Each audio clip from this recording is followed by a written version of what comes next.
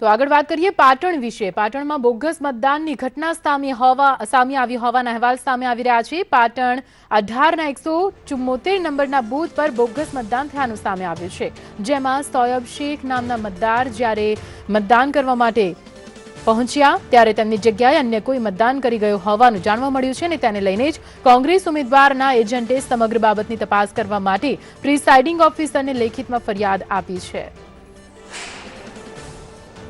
BM high school પાસે voting હતું। મારું નામ છે શેખ શોએબ રજબભાઈ। શું બન્યું?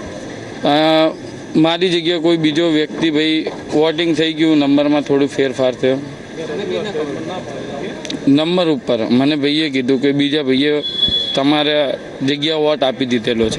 એક મતદાર અંદરથી બહાર આવ્યો કે ભાઈ મારો મત મને આપવાની ના પાડે છે, એટલે ત્યારે મેં સત્ય હકીકત પૂછી, ભાઈ મત આપવાની કેમ ના પાડે છે? તો કે મારા નામે કોઈ બીજું મત કર્યું એટલે મને મત આપવાની ના પાડે છે। મેં ચલો આપણે અંદર જઈને વાત કરીએ। એ વાત કર્યા પછી એ લોકો એવું કીધું ભાઈ આનો મત બીજો થઈ ગયો એટલે આને મત આપવાનો અધિકાર નથી। અમે થોડી રકઝક કરી, બેન આવો તમારો કાયદાનો કયો નિયમ છે કે મત તમે ના આપી શકો અથવા ના આપવા દો, તો એની સામે અમારી બોગસ મતદારની તમે ફરિયાદ લો।